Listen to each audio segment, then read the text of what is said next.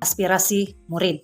Umum mengetahui bahwa aspirasi itu bermaksud keinginan ataupun cita-cita menurut Kamus Dewan edisi yang keempat. Sistem Pendidikan Malaysia berhasrat memastikan setiap murid mencapai potensi sepenuhnya. Pengetahuan merupakan salah satu aspirasi murid. Di peringkat paling asas, setiap kanak-kanak perlu menguasai sepenuhnya kemahiran literasi dan numerasi. Selain itu, penting bagi setiap murid menguasai pelajaran teras seperti matematik dan sains.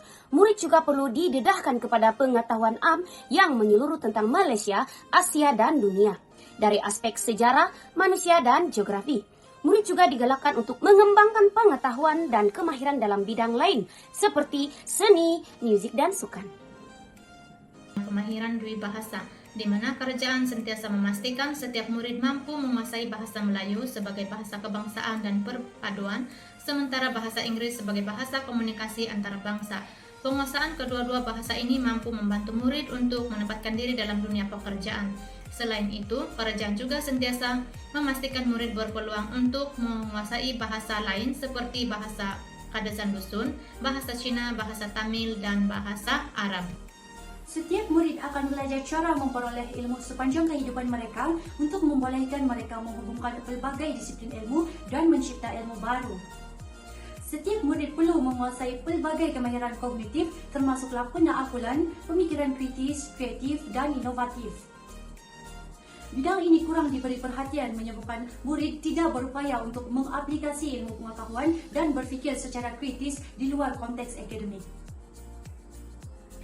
Sistem pendidikan akan memupuk etika dan kerohanian dalam diri setiap murid bagi mendepani cabaran yang akan ditempuhi dalam kehidupan dewasa agar mereka boleh menyelesaikan konflik secara harmoni, bijak membuat pertimbangan, berpegang kepada prinsip ketika berada dalam situasi yang kritikal, serta berani melakukan sesuatu yang betul.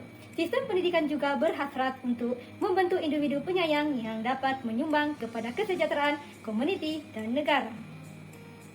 Kemahiran memimpin boleh saya definisikan sebagai kebolehan seseorang itu memberi pengaruh kepada individu dalam sebuah kelompok. Aspek ini sangat penting untuk para guru terapkan kepada murid-murid sebagai bekalan mereka apabila masuk dalam pencarian pekerjaan nanti. Sedikit perkongsian saya untuk melahirkan murid dalam memimpin ialah libatkan pelajar dalam aktiviti berkumpulan dan lantik salah seorang ketua untuk memberi arahan dalam kumpulan. Aktiviti ini mampu melatih kepemimpinan para pelajar. Identiti nasional yang kukuh terikat dengan nilai-nilai rukun negara kita. Semangat patriotik perlu dipupuk dalam diri setiap murid dengan cara memahami sejarah negara dan berkongsi aspirasi yang sama untuk masa depan negara kita. Demi mewujudkan identiti nasional yang sebenar, semangat cintakan tanah air diperlukan. Identiti nasional akan dapat dicapai bukan hanya dengan memahami, tetapi juga menerima serta menghayati hakikat kepelbagaian kita. Antara contoh sekiranya kurang penekanan terhadap inspirasi murid yang dapat kita huraikan daripada 6 inspirasi yang telah kami terangkan tadi, salah satunya ialah etika dan keharmonian. Sekiranya etika dan keharmonian tidak diterapkan kepada pelajar di sekolah, banyak kes yang dapat kita lihat sebagai contoh di Kerajaan Akbar yang lepas, pelajar membelasah guru disiplin, kes membuang bapa di tepi masjid dan kes membuang ibu di Aidilfitri. Sebagai kesimpulan, sistem pendidikan Malaysia berhasrat untuk memastikan setiap murid mencapai potensi sepenuhnya. Setiap pemimpin, sekolah, guru, ibu bapa dan masyarakat mempunyai peranan penting dalam memastikan generasi muda ini mencapai aspirasi yang diharapkan. Plan pembangunan pendidikan akan terus menerjemahkan semangat falsafah pendidikan kebangsaan yang merencanakan pendidikan seimbang sebagai asas mencapai aspirasi murid.